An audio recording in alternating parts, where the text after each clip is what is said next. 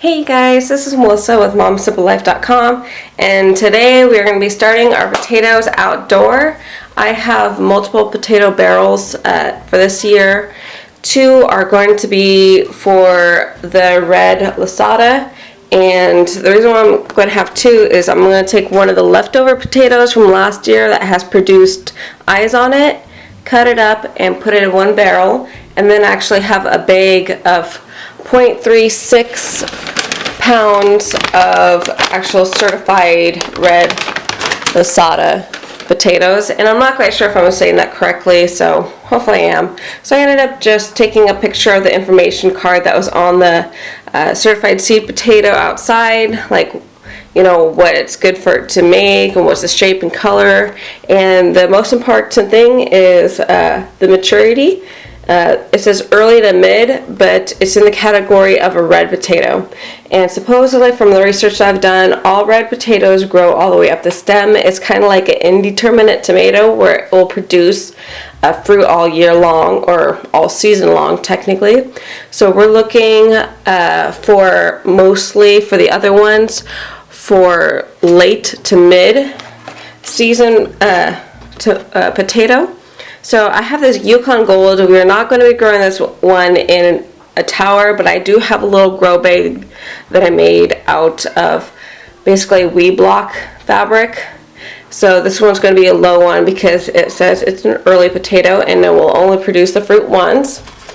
And the other potatoes I have going here, I have the Chieftain, which is also a red potato in that category, so it should produce the potatoes all the way up the stem, and this is a mid-season potato. So this one should produce also.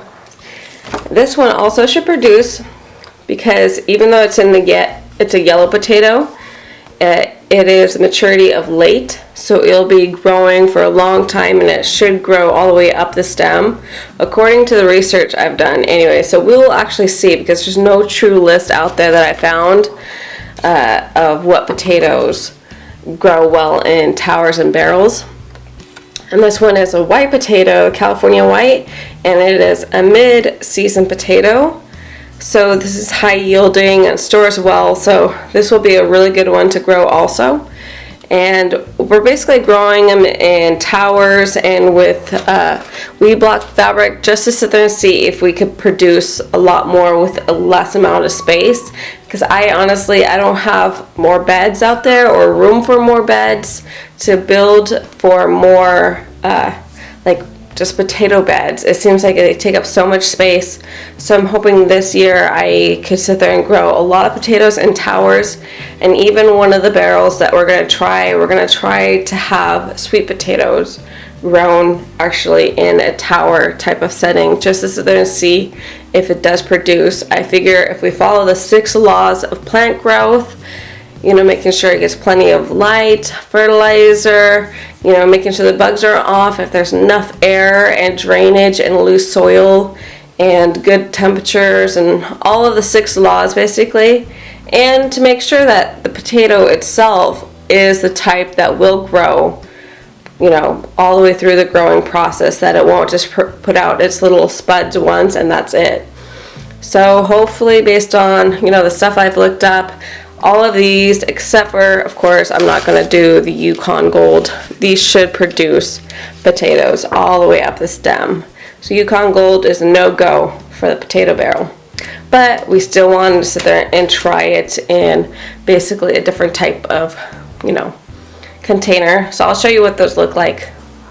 Okay, so we got most of our barrels ready. We got 2 of the actual food grade barrels already with the top cut off and the holes drilled on the bottom, and on the side for you want basically air circulation to be able to get through. And the sawdust and sand works great for this because then it doesn't compact the soil. But the other ones we decided to do fabric because most people could get a hold of wee block fabric and some type of metal cage. So we just want to attempt on growing the actual tower potatoes in these 3 cages, and we're going to have one here for Yukon Gold. This is basically a 2 feet wide, you know, or 2 feet dimension grow bag right here that we just sewn up and turned inside out. So we already put in a perlite, and then now we are putting in the weekly feed and the pre-plant fertilizer. For this grow bag here, since it's 2 feet across, we put in 4 linear feet of fertilizer. So we just need to sit there and till this in.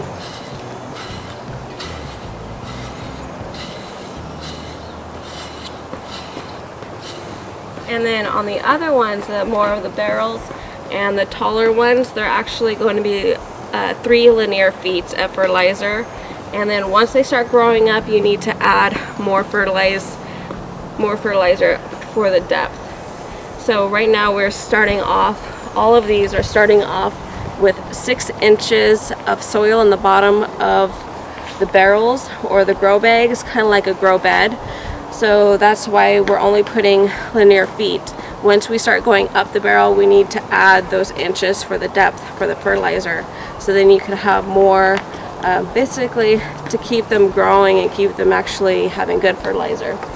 So now we just need to mix in. We have the 3 linear foot for each of these. And on the bottom, I drilled 2-inch holes for really good drainage, and then I put newspaper inside to allow the soil to actually stay in. And this is just the 75% sawdust, 25% sand with like 2 handfuls of perlite, just to be able to make sure that it absorbs pretty good water. I had no problem with it drying out really last year. The only one I'm worried about drying out are these, because these basically are those grow bags, so the air circulation will be able to get through really well. So I also have on the side of these, I have wet potatoes I'm going to be growing inside each one, so then I will not end up forgetting which tower is wet seed and if it actually works. So you just want to basically keep in mind when you're getting your potatoes, your seed potatoes, that they are mid to late season potatoes are the ones that do well growing up towers. Anything with early will only grow once and produce potatoes once. So supposedly I've read that all red potatoes will grow up a tower and do really well. You just have to follow the 6 laws of plant growth, and I'll link an article on that in the description box. So at this point, we just put 4 potatoes in each barrel. So for these, this is the tower that we used last year, our barrel that we used last year. And I also have 1 seed potato left over that I've already sliced and waited a couple days so it could actually produce that thicker skin, so it will not actually decay inside the potato barrel. So we're gonna just put a couple of these in, and you want to make sure that you have the eyes up. I would do it. I'll have the big one in the middle. So this one I was able to actually cut up in 5 slices, and this one, Oh, you slied me, Noah. I think it was a 0.31 of an ounces, or 0.31, I mean, they are 0.31 of a pound, so it's 1/3 of a pound, these. So we'll add a little bit more to the top of this. And then our next one.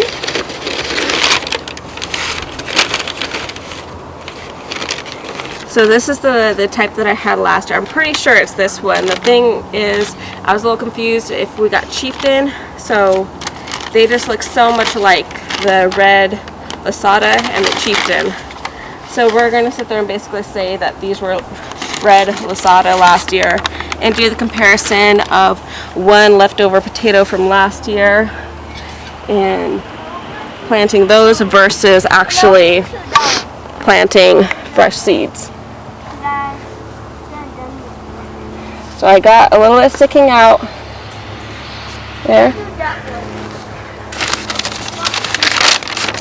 And when I go pick these out, I usually get the small potatoes because then I could get more for my pound spot, because they're based on growing with the islets and not really how much pounds. So you just want to make sure that you get a good amount of eyelets growing there. And all these I picked up from the store probably about a month ago, maybe less than a month ago, and they were already starting to sprout here. And you could see where they have the little nobblers. Those will end up veining out and producing potatoes. You'll see all those here. So those will actually start producing a lot of potatoes. So that's good.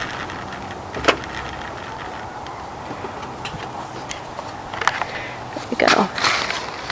So you want to sit there and plant your potatoes about an inch and a half the depth of the actual potato. Whew, it's a little warm today. Okay, so next I'm going to go on. Let's see, I have Satina, and I already have my grow bag marked over here. I have it just laminated so I know how much they were and what they should look like, and the yield. Basically hold the bags together and stuff and hold it to the side. But once you add more soil, you don't really have to worry about that.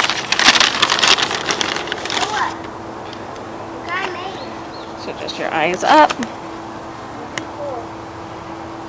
Look, come here. Look, come here, Noah. Made a big hole.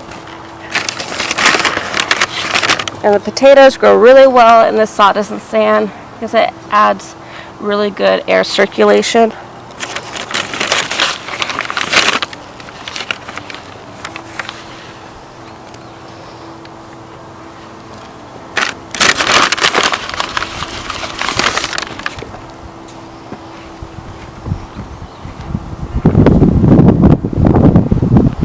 And then once we're done planting all the potatoes, then we'll just water them in. So I'm going to save these bags because these will tell me how much I've spent on them. Let's see. So I got California whites here. I only spent 33 cents on this. They're 99 cents a pound. So we'll see how many we got out of here. Some of these I found really tiny, but you know, we'll see what we can get from these.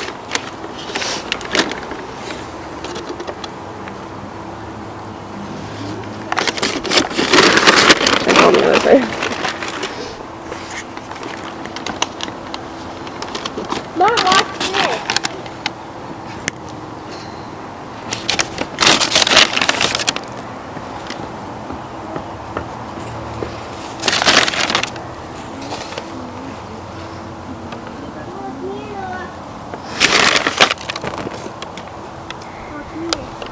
No, don't do that.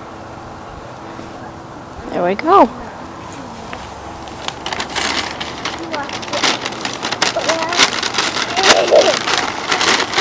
Oh no, you don't do that. I can't make another. Maybe I could. Last one is some chieftains.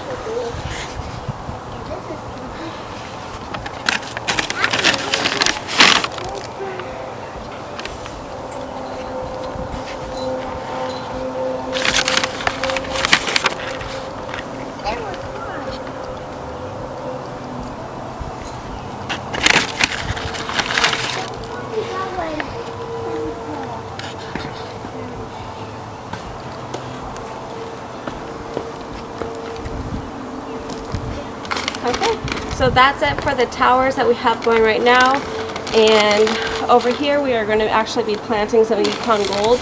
But Yukon Gold does not grow up a tower. It is an early variety and will produce its potatoes once. So there is no point of basically putting in a big tower. So we are going to be putting some Yukon Gold in here. So I basically spent, what is that, like $1.34 for all these Yukon Gold potatoes.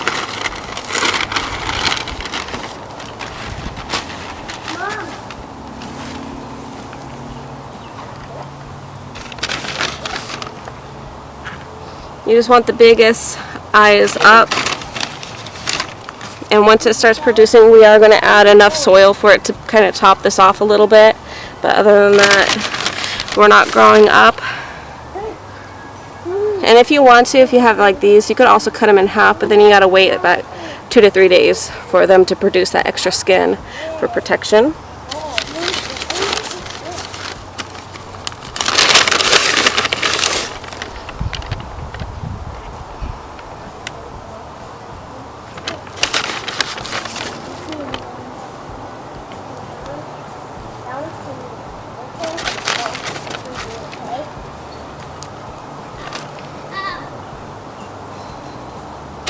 got one left, so I gotta fit it in here somewhere.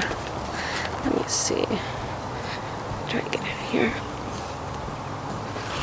There we go.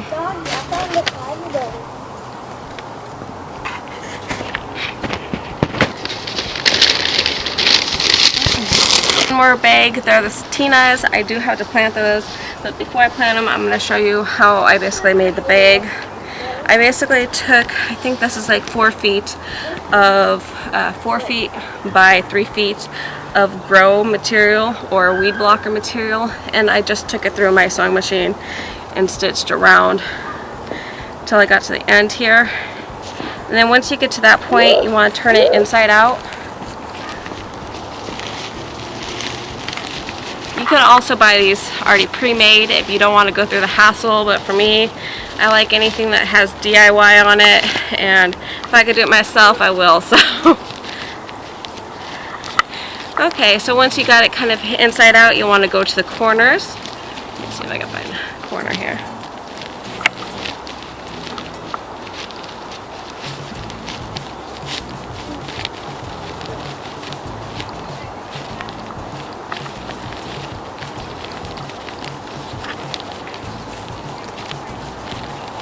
And then you want to pull it kind of in, so then it will end up flattening out the bottom there.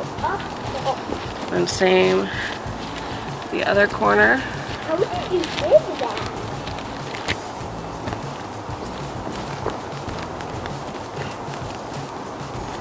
Okay.